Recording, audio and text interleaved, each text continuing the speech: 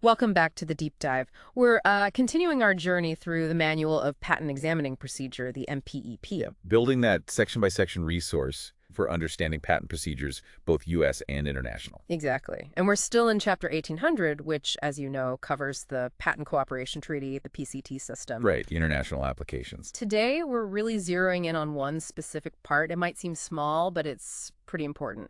MPP, Section 1826. The abstract. Ah, the abstract, yes. Mm. Our mission today is basically to get inside MPP 1826.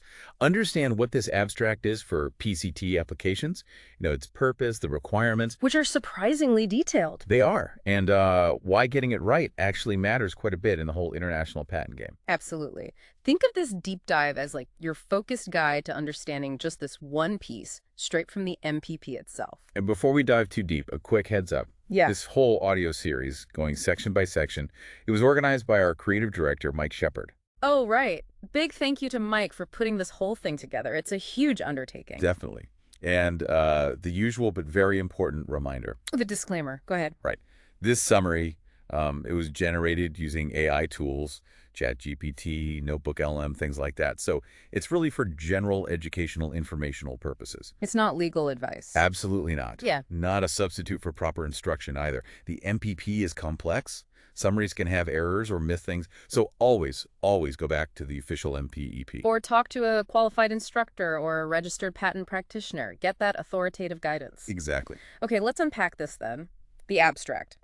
For a PCT international application, governed by PCT Rule 8, 37 CFR 1.438, what is its job? What's it fundamentally supposed to do? Well, at its core, the abstract is basically the executive summary of your invention. Everything you've disclosed in the application, the description, the claims, the drawings, the abstract summarizes it. Okay. Its fundamental job is to give someone a quick, accurate snapshot so they can rapidly figure out what the technology is all about. A quick snapshot? But it needs to be useful, right? Not just some vague hand-waving. What specific info do you absolutely have to put in there? Yeah, Section 1826 is pretty clear on this. You've got several key things. First, you indicate the technical field. What area does the invention belong to? Okay. Then, state the technical problem it's trying to solve. The why. The why, exactly. Then, describe the inventive solution you're offering for that problem. And finally, mention the principal uses. What's it actually for? And what about chemical formulas? Ah, good point. If your invention involves chemistry, you also need to include the most representative chemical formula, if applicable. That seems like quite a bit to squeeze into a small space. How small are we talking? Well, that's where it gets kind of interesting. MPP 1826 really emphasizes conciseness. Ideally, if you're writing in English, you're aiming for somewhere between 50 and 150 words. Wow. 50 to 150, that's tight. It really is. It forces you to be incredibly precise, no wasted words. Okay, 150 words max isn't much room to cover the field, problem, solution, and uses. So, are there things you should definitely leave out? Things to avoid? Yes, absolutely. Well, the abstract needs to be strictly technical and descriptive. So avoid any claims about how great the invention is, its merits, its advantages. like revolutionary or unparalleled? Exactly. That kind of stuff. Keep it out.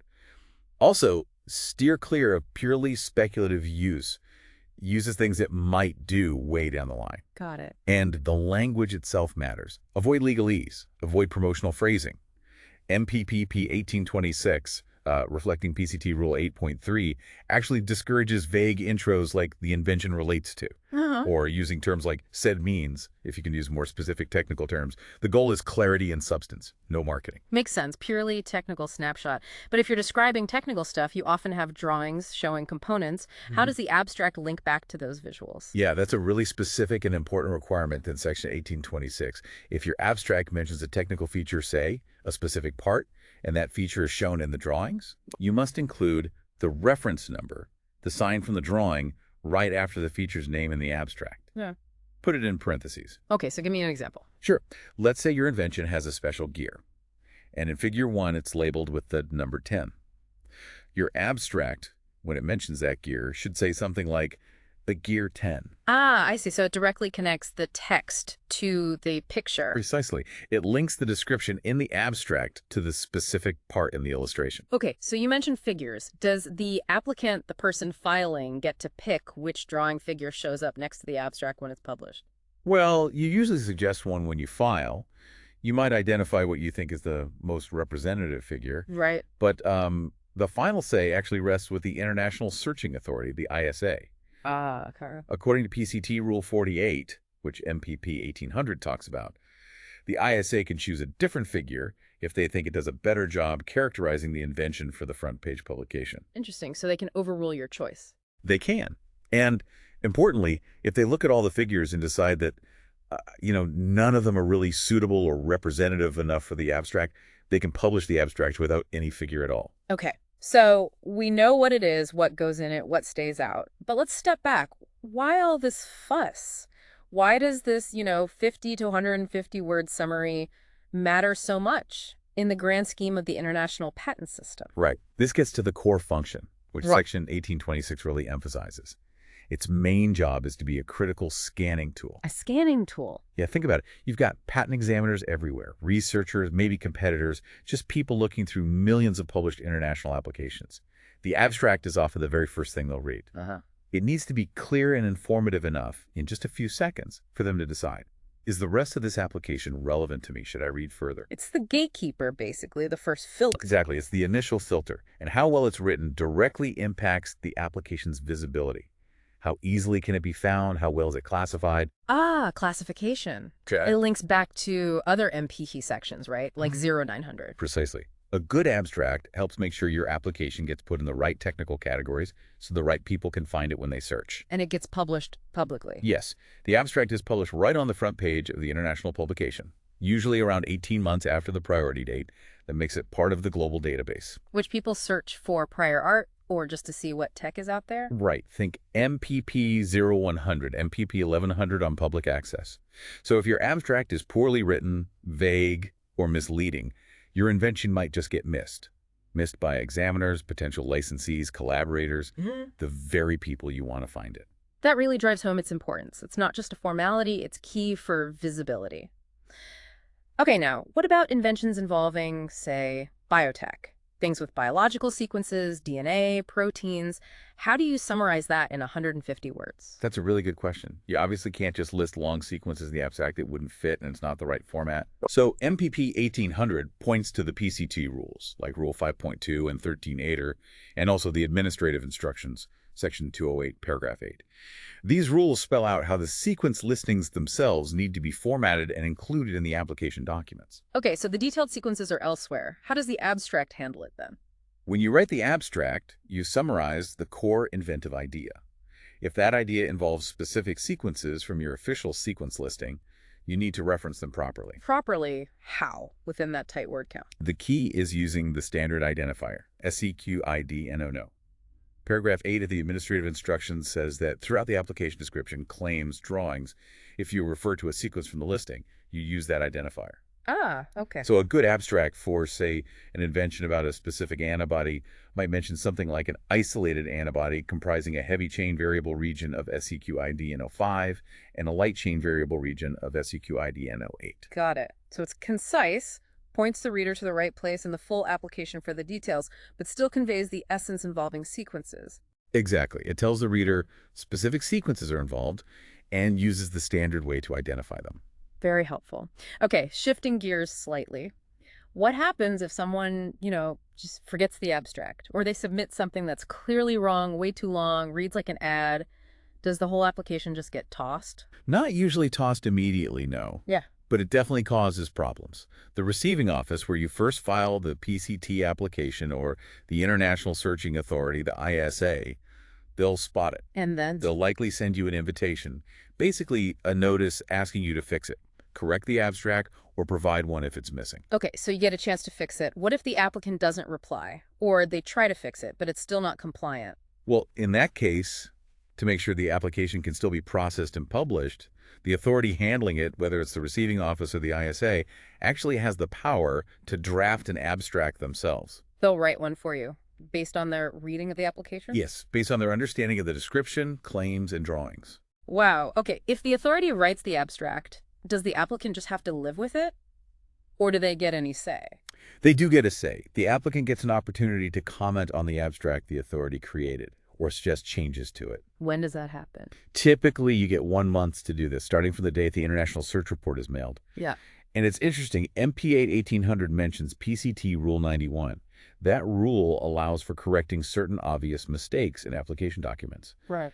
But Rule 91 specifically excludes mistakes in the abstract or in amendments to the claims under Article 19 from that general correction procedure. Meaning fixing abstract problems has its own specific process. You don't use the general obvious error correction route for the abstract itself. It highlights that the abstract has these dedicated rules around it. Right. So bringing this all together, why does digging into the nitty-gritty of MPEP Section 1826 really matter to you, our listener, tuning in right now? Well, if you're actually involved in drafting PCT applications or prosecuting them, understanding these rules isn't just about ticking boxes for compliance. It's strategic. How so? A carefully crafted abstract one that hits the word count, includes all the required technical bits, avoids the bad stuff like hype, correctly links to drawings, or SEQ IDOs, that abstract seriously boosts the discoverability and the initial understanding of your invention globally. Sets the right first impression. Exactly. For examiners, for potential partners, for competitors doing searches, it increases the chance your application gets found and properly understood. Getting this seemingly small part right can genuinely save you trouble and improve the whole process later on. And what if you're not drafting right now, but maybe studying for the patent bar or just trying to learn the system? Then knowing these specific details about the PCT abstract straight from the MPP is really valuable. It shows you understand the nuances of the international phase. The PCT is a huge part of global patenting strategy.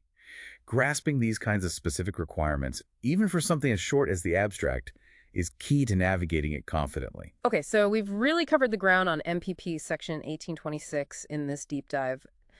We looked at the abstract's core job as that scanning tool. Right, the first filter. The essential info it needs, that strict word count, what not to put in, how it connects with drawings and sequences. And what happens if you get it wrong. Exactly. It's clear the short summary really punches above its weight in the international system. Absolutely. It's foundational, that initial summary. So here's something to think about as you process all this.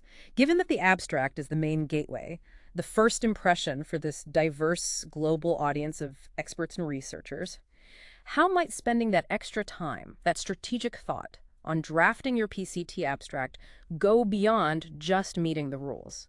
How could it actively work to amplify the impact and the reach of your invention's disclosure around the world? That's a powerful question. It's not just about compliance, it's about communication. How just a few well-chosen words can make a difference. Indeed. Every word counts, especially there. All right, that wraps up this particular deep dive into MP Section 1826.